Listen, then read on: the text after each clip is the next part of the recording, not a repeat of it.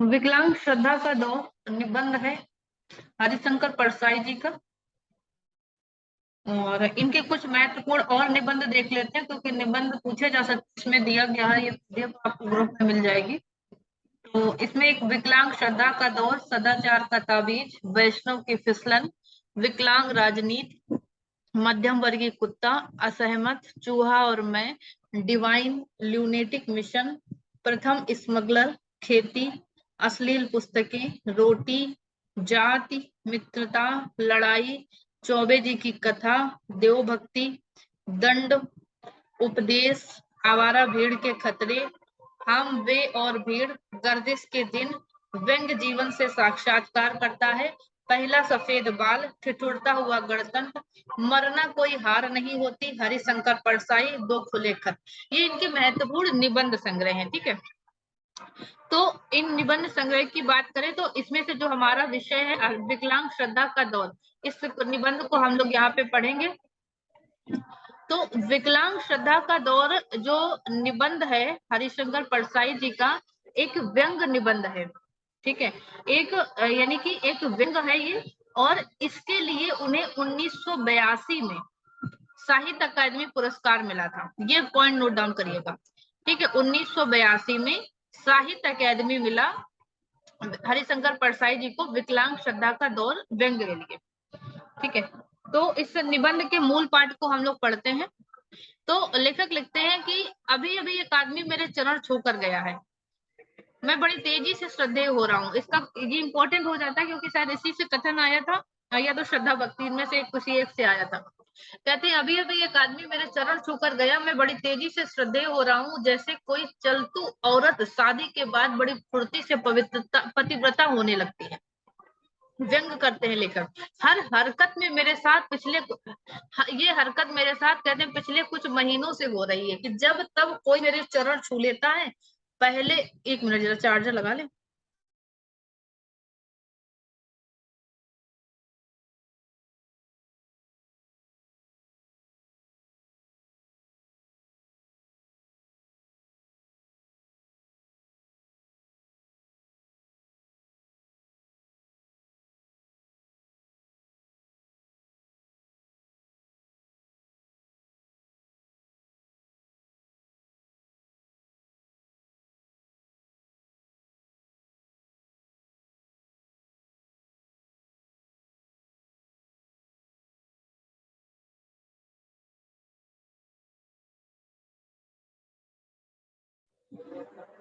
तो विकलांग श्रद्धा का दौर निबंध हम लोग पढ़ रहे हैं, और लेखक कहते हैं कि अभी अभी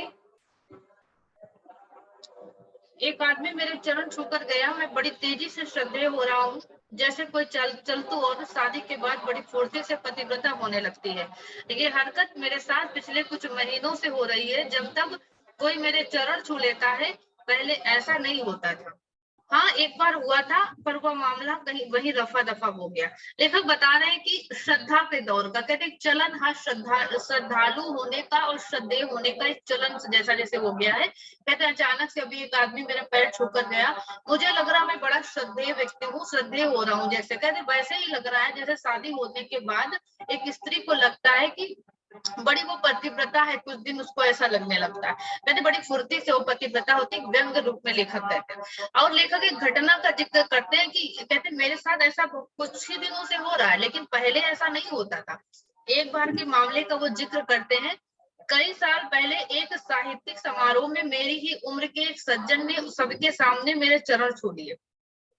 वैसे चरण छूना अश्लील कृत्य की तरह अकेले में ही किया जाता है। लेखक चरण छूने को क्या कहते हैं? अश्लील कृत्य कहते हैं चरण छूना। और कहते हैं ये काम भी कैसे अकेले में ही लोग चरण छूते हैं। एक सज्जन ने कहते हैं जब मेरे साथ में मेरे चरण छुए, पर वह सज्जन सार्वजनिक रूप से कर बैठे। यानी लोग कहते हैं कि लोग चरण छूते हैं तो अकेले में छूते हैं, लेकिन उसने उस सज्जन ने मेरे चरण सार्वजनिक रूप से छू लिए। और कहते तो मैंने आसपास खड़े लोगों की तरफ गर्व से देखा और कहा तिलचट्टू देखो मैं श्रद्धेय हो गया, तुम घिसते रहो कलम। पर तभी उस श्रद्धालु ने मेरा पानी उतार दिया। वो कहते हैं कि जब बड़े समाज में कोई किसी का पैर छूने लगता है तो बड़ा अपने आप को गर्व महसूस हुआ, और मैंने कहा बाकी लोगों से देखो तुम लोग ऐसे कलम घिसते रहो। आज मैं इतना बड़ा श्रद्धेय हूँ, लोग मेरे सामाजिक रूप से मेरा सम्मान कर रहे हैं, श्रद्धेय हो रहा हूँ मैं। तो आगे कहते हैं कि लेकिन मेरा ये कहते हैं घमंड अहंकार कर लीजिए या मेरा ये गर्व कहते हैं उसने 2 मिनट में उतार दिया। उस श्रद्धालु ने मेरा पानी उतार दिया। पानी मतलब मेरे मन का ये जो घमंड था, इधर मेरे अंदर जो चीज आई, उसने कहा अपना तो नियम है कि गौ ब्राह्मण कन्या के चरण जरूर छूते। यानी उसने मुझे बड़ा लेखक नहीं माना था, ब्राह्मण माना था। ठीक है, लेखक कहते हैं कि उसने मुझे मेरे चरण छुए तो उसने तब ज्ञान दिया कि उसने क्यों छुए, क्योंकि वो गाय ब्राह्मण और कन्या के जहां मिल जाए उसके चरण स्पर्श करता है, ना कि लेखक का इसलिए सम्मान किया कि ये वो एक बड़ा लेखक है। इसलिए सम्मान नहीं किया। तो लेखक कहता मुझे समझ में आया कि उसने इसलिए मेरा सम्मान किया। कहते श्रद्धेय बनने की मेरी इच्छा तभी मर गई थी। फिर मैंने श्रद्धेयों की दुर्गति भी देखी। मेरा एक साथी पीएचडी के लिए रिसर्च कर रहा था। डॉक्टरेट अध्ययन और ज्ञान से नहीं, आचार कृपा से मिलती है ना। कहते हैं कि अगर डॉक्टरेट आपको लगाना है तो कहते हैं वो अध्ययन से नहीं मिलेगा। ये भी लिखा है कि व्यंग है कि आजकल वो अध्ययन और ज्ञान से नहीं मिलता, आचार की कृपा से मिल जाता है। आचार्यों की कृपा से इतने डॉक्टर हो गए कि बच्चे खेल खेल में पत्थर फेंके तो किसी डॉक्टर को लगता है।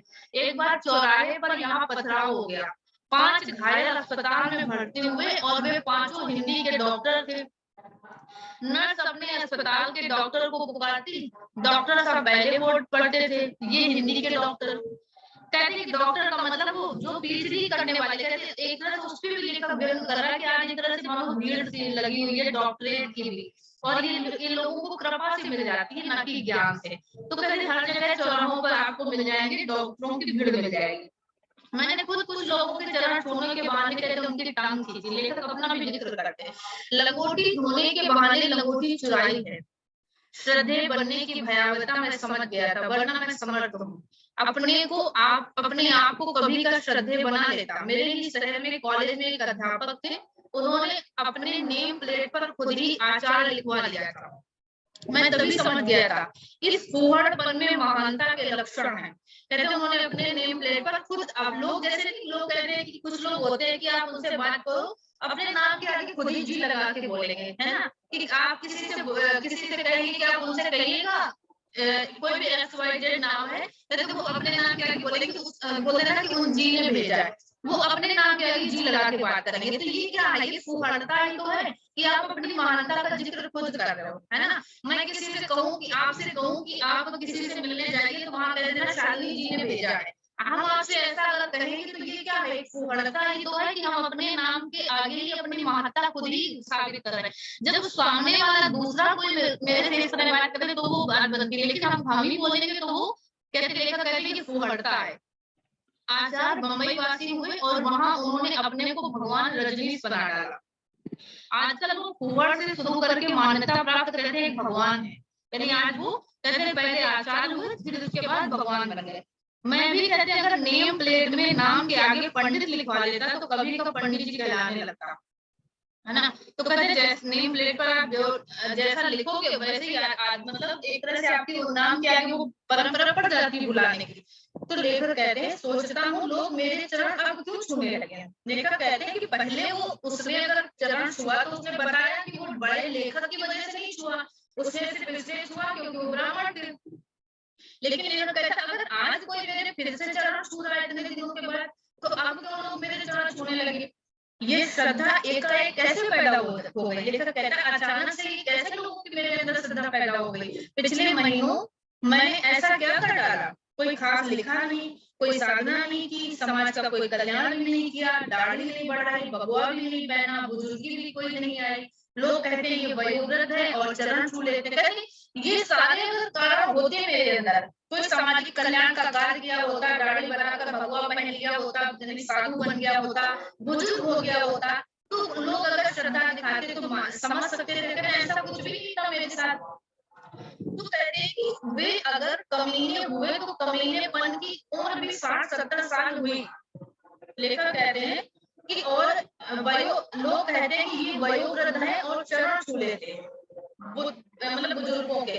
और कहते वे अगर कमीने हुए तो कमीनेपन की उम्र भी कहते 60-70 साल, लोग वयोवृद्ध कमीनेपन के चरण भी छू लेते हैं।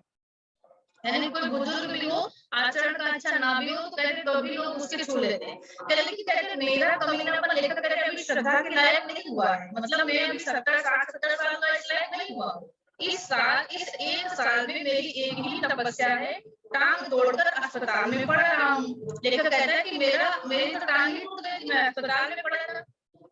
हड्डी जुड़ने के बाद भी दर्द के कारण टांग फुर्ती से समेट नहीं सका।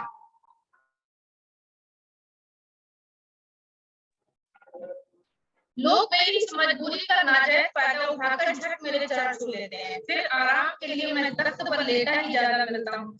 तख्त ऐसा पवित्र आसन है, उस पर लेटे दुरात्मा के भी चरण छूने की प्रेरणा होती है। लेखक कहते हैं कि लोग मेरी इस मजबूरी का नाजायज फायदा उठाकर झट मेरे चरण छू लेते हैं, क्योंकि हड्डी जुड़ने के बाद कहते हैं मेरे टांग में वो फुर्ती है ही नहीं कि कोई अगर मेरे पैर छुए तो मैं उसको थोड़ा सा पीछे करूं। इस मजबूरी से लोग मेरे चरण छू लेते हैं, मैं कुछ कर भी नहीं पाता हूँ। लेकर और ये भी कहते हैं कि तख्त पर लेटा ही ज्यादा मिलता हूँ, और तख्त एक ऐसा पवित्र आसन है कि उस पर लेटे दुरात्मा के भी चरण छूने की कहते हैं प्रेरणा आ जाती है। ये भी एक व्यंग में कहते हैं। तो कहते क्या मेरी टांग में से दर्द की तरह श्रद्धा पैदा हो गई। कहते जैसे मेरी टांग में जो दर्द पैदा हुआ था, उस दर्द के साथ ही क्या उसमें श्रद्धा भी हो गई। तो कहते क्या ये विकलांग श्रद्धा है। लेकिन कहते हैं अगर मेरी विकलांगता को देखकर लोगों के अंदर श्रद्धा आ रही है, यानी कि हम मेरे चरण छू रहे हैं, इसके पहले तो नहीं छुआ। जानता हूँ देश में जो मौसम चल रहा है उसमें श्रद्धा की टांग टूट चुकी है, तभी मुझे भी ये विकलांग श्रद्धा दी जा रही है। लोग सोचते होंगे कि इसकी टांग टूट गई है, ये असमर्थ हो गया है, दयनीय है, आओ इसे हम श्रद्धा दें। हाँ, बीमारी से भी श्रद्धा कभी कभी निकलती है। साहित्य और समाज के एक सेवक से मिलने मैं एक मित्र के साथ लेखक गया। लेखक कहते हैं बीमारी से कभी कभी श्रद्धा आ जाती है। भाई कोई व्यक्ति बीमार है, लोग हमदर्दी दिखाने लगते हैं। लेखक वो भी कहते हैं एक मित्र का जिक्र करते हैं कि जब वह उठे तब उस मित्र ने उनके चरण छू लिए। बाहर आकर मैंने मित्र से कहा यार तुम उनके चरण क्यों छूने लगे। मित्र ने कहा तुम्हें पता नहीं, उन्हें डायबिटीज हो गया है। अब डायबिटीज श्रद्धा पैदा करे तो टूटी टांग भी पैदा कर सकती है, कुछ अटपटा नहीं है। लेखक कहता है अगर डायबिटीज श्रद्धा पैदा कर सकती है, तो डायबिटीज को देखकर मेरी श्रद्धा पैदा हुई। तो कहते हैं कि हमारी अगर टांग टूटी है तो वो भी श्रद्धा पैदा कर सकती है, इसमें कुछ अटपटा नहीं है। लोग बीमारी से कौन फायदे नहीं उठाते, कहते बीमारी से सभी फायदे उठाते हैं लोग। और कहते मेरे मित्र बीमार पड़े थे, जैसे ही कोई स्त्री उन्हें देखने आती वह सिर पकड़कर कराने लगते। स्त्री पूछती क्या सिर में दर्द है, कहते लोग फायदे भी उठाते हैं बीमारियों के, है ना। कहते क्या सिर में दर्द है, वे कहते हैं हाँ सिर फटा जा रहा, फटा पड़ता है। स्त्री सहज उनका सिर दबा देती, उनकी पत्नी ने ताड़ लिया। कहने लगी क्यों क्यों जी, जब कोई स्त्री तुम्हें देखने आती तभी तुम्हारा सिर क्यों दुखने लगता है। उसने जवाब भी माँ को दिया, कहा तुम्हारे प्रति मेरी इतनी निष्ठा है कि पर स्त्री को देखकर मेरा सिर दुखने लगता है। जान प्रीत रस इतने माही। तो वो उल्टा उसने ज्ञान दे दिया कि इतना है कि पर स्त्री को मैं देख नहीं सकता, वो देखते ही मेरा सिर दर्द होने लगता है। तो इसका फायदा भी लोग उठा लेते हैं। लेकिन ये भी कहते हैं तो श्रद्धा ग्रहण करने की भी कहते हैं विधि होती है। मुझे सहज ढंग से अभी श्रद्धा ग्रहण नहीं होती, अटपटा जाता हूँ, अभी पार्ट टाइम ही श्रद्धेय हूँ। लेकिन अपने को पार्ट टाइम श्रद्धेय कहते हैं। पार्ट टाइम क्यों कहते हैं, कभी लोगों में जगती है श्रद्धा, कभी मेरे प्रति नहीं जगती है। कल 2 आदमी आए, वे बात करके जब उठे तब एक ने मेरे चरण छूने को हाथ बढ़ाया। हम दोनों ही नौसिखिए, मतलब नौसिखिए का मतलब बताते हैं कि उसे चरण छूने का अभ्यास नहीं और मुझे छुआने का अभ्यास नहीं। जैसा भी बना उसने चरण छू लिए, पर दूसरा आदमी दुविधा में था। वो तय नहीं कर पा रहा था कि मेरे चरण छुए या नहीं। मैं भिखारी की तरह देख रहा था। लेखक कहता है कि मैं भिखारी की तरह देख रहा था कि वो छुएगा कि नहीं मेरे चरण। जैसे भिखारी सोचता है कि ये देगा कि नहीं देगा।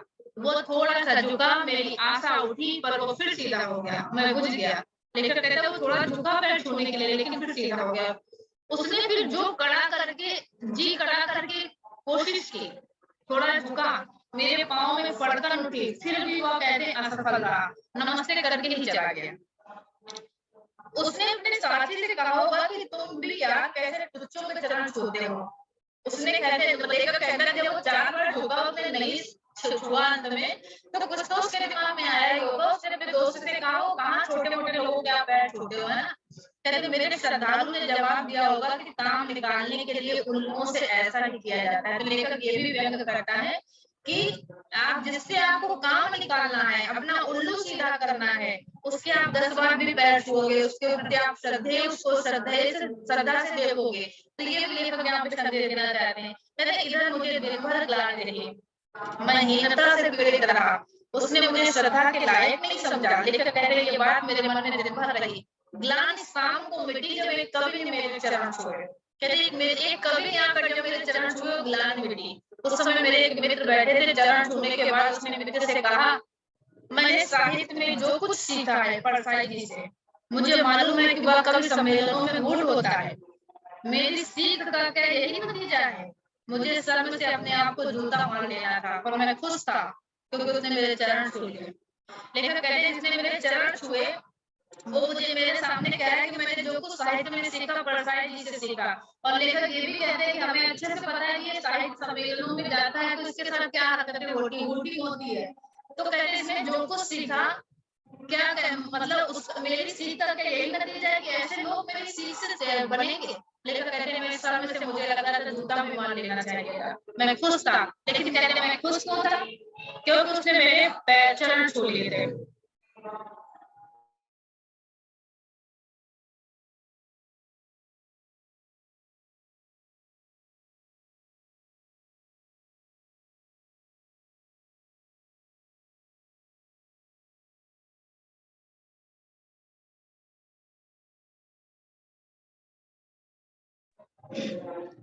आगे लेखक कहते हैं कि अभी कच्चा हूँ, पीछे पड़ने वाला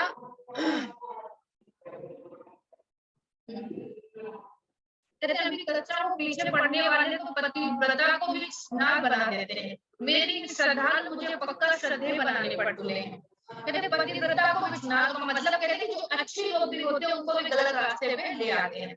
लेकिन लेखक कहते हैं मैं इस मामले में भी कच्चा हूँ। मेरे श्रद्धालु मुझे पक्का श्रद्धेय बनाने पड़ चुके हैं। पक्के सिद्ध श्रद्धेय मैंने देखे हैं। सिद्ध मकर ध्वज होते हैं, उनकी बनावट ही अलग होती है। चेहरा आंखें खींचने वाली, पांव ऐसे कि बस आदमी झुक जाए, पूरे व्यक्तित्व पर श्रद्धेय लिखा होता है। मुझे ये बड़े गौरव लगते हैं। ठीक है, सिद्ध श्रद्धेयों की बात लेखक यहाँ पर कर रहे हैं, जो सिद्ध होते हैं, जिनकी लोगों के प्रति लोगों की श्रद्धा होती है, उनकी बनावट कैसे अलग है। चेहरा आंखें खींचने वाली होती है, उनका मतलब आकर्षण ही ऐसा होता है कि आप आदमी बलबस की तरफ झुक ही जाता है। और कहते हैं मुझे ये लोग बड़े गौरव लगते हैं, पर ये पक्के श्रद्धेय हो जाते हैं ऐसे लोग। ऐसे एक के पास में अपने मित्र के साथ गया। लेखक कहते हैं मित्र ने उनके चरण छुए, उन्होंने विकट ठंड में भी श्रद्धालुओं की सुविधा के लिए चादर से बाहर निकाल रखे थे पैर। ये बता रहे लेखक कि श्रद्धालुओं को सुविधा ना उसने चरण निकाल रखे थे कि सब छूते रहे। मैंने उनके चरण नहीं छुए, नमस्ते करके बैठ गया। अब एक चमत्कार हुआ, कहते वो होना था। उन्हें हीनता का बोध होता कि मैंने उन्हें श्रद्धा के योग्य नहीं समझा, लेकिन कहते उल्टा हो गया। उन्होंने मुझे देखा और हीनता का बोध मुझे होने लगा। क्यों होने लगा? कि हाय मैं इतना अधम कि अपने को इनके पवित्र चरणों को छूने के लायक नहीं समझता। कहते मुझे हीन भावना का बोध हो रहा था। सोचता हूँ ऐसा बाध्य करने वाला रोग मुझे ओछे श्रद्धेय में कब आएगा। यानी लेखक के कहने का भाव कि कुछ लोग ऐसे होते हैं कि आप मजबूर हो जाओगे उनके सामने झुकने के लिए। ठीक है, मैंने उनके पैर नहीं छुए, लेकिन मुझे यही लग रहा था, लेखक कहते हैं कि मुझे छूना चाहिए, मैंने क्यों नहीं छुए इनके पैर। ठीक है, तो कहते लेखक कहते हैं कि मुझे मेरे अंदर ये सारे भाव कब आएंगे। श्रद्धेय बन जाने की इस हल्की सी इच्छा के साथ ही मेरा डर बरकरार है। श्रद्धेय बनने का मतलब है नॉन पर्सन, अव्यक्ति हो जाना। श्रद्धेय का मतलब अव्यक्त हो जाना। व्यक्ति श्रद्धेय वह होता है जो चीजों को हो जाने दे, किसी चीज का जो विरोध न करे। जबकि व्यक्ति की चरित्र की पहचान ही यह है कि वह किन चीजों का विरोध करता है। लेखक कहते हैं मुझे लगता है कि लोग मुझसे कह रहे हैं कि तुम कोने में बैठो, दयनीय हो, तुम्हारे लिए सब कुछ हो जाया करेगा, तुम कारण नहीं बनोगे, मक्खी भी हम उड़ाएंगे। और फिर श्रद्धा का ये कोई दौर है देश में, जैसे वातावरण, उसमें किसी को भी श्रद्धा रखने में संकोच होगा। श्रद्धा पुराने अखबार की तरह कहते रद्दी में बिक रही है। विश्वास की फसल को तुषार मार गया है। लेखक कहते हैं आज के समय में जैसा माहौल है ना, ऐसा लगता है कि श्रद्धा रद्दी की तरह बिक रही है। विश्वास की जो फसल है उसको जैसे कोहरा होता है ना, जैसे उसको तो पाला मार दिया और वो हो गया। इतिहास में शायद कभी किसी जाति को इस तरह श्रद्धा और विश्वास से हीन नहीं किया होगा। जिस नेतृत्व पर श्रद्धा थी उसे नंगा किया जा रहा है। जो नेतृत्व आया है वह उतावली में अपने कपड़े खुद उतार रहा है। कुछ नेता तो कहते अंडरवियर में ही है, कानून से विश्वास गया, अदालत से विश्वास छीन लिया गया, बुद्धिजीवियों की नस्ल पर ही शंका की जा रही है, डॉक्टरों को बीमारी पैदा करने वाला सिद्ध किया जा रहा, कहीं कोई श्रद्धा नहीं। अपने श्रद्धालुओं से कहना चाहता हूँ कि ये चरण छूने का मौसम नहीं है, लात मारने का मौसम है। मारो एक लात और क्रांतिकारी बन जाओ। एक लेखक संदेश देते हैं, किसी के चपेट पकड़ने की आवश्यकता नहीं है, आप क्रांतिकारी बनो, किसी के आगे गिड़गिड़ाने की आवश्यकता नहीं। क्रांतिकारी बनकर के आप अपने काम के आगे अपनी बात को रखिए, किसी के आगे हाथ जोड़ने की, उसकी हाँ में हाँ मिलाने की आवश्यकता का ये समय नहीं रहा। तो लेखक ने इस झूठी श्रद्धा और इस यानी मतलबी श्रद्धा के जो फायदे यहाँ पे बताए, वो यहाँ पे इस निबंध का यही विषय था। ठीक है, तो ये पीडीएफ आपको ग्रुप में मिल जाएगी। इतना ही ये निबंध था और इनकी जो अन्य रचनाएं हैं वो इसमें दी गई हैं आपको इस पीडीएफ में, और बाकी जितने भी निबंध हैं मूल पाठ में दिए गए हैं। आपको कोई भी अच्छा लगे तो पढ़ भी सकते हैं। और इस व्यंग के लिए विकलांग श्रद्धा के दौर के लिए 1982 में परसाई जी को साहित्य अकादमी मिला था। ये भी इम्पोर्टेंट फैक्ट है इसका। ठीक है, तो आज के लिए इतना ही।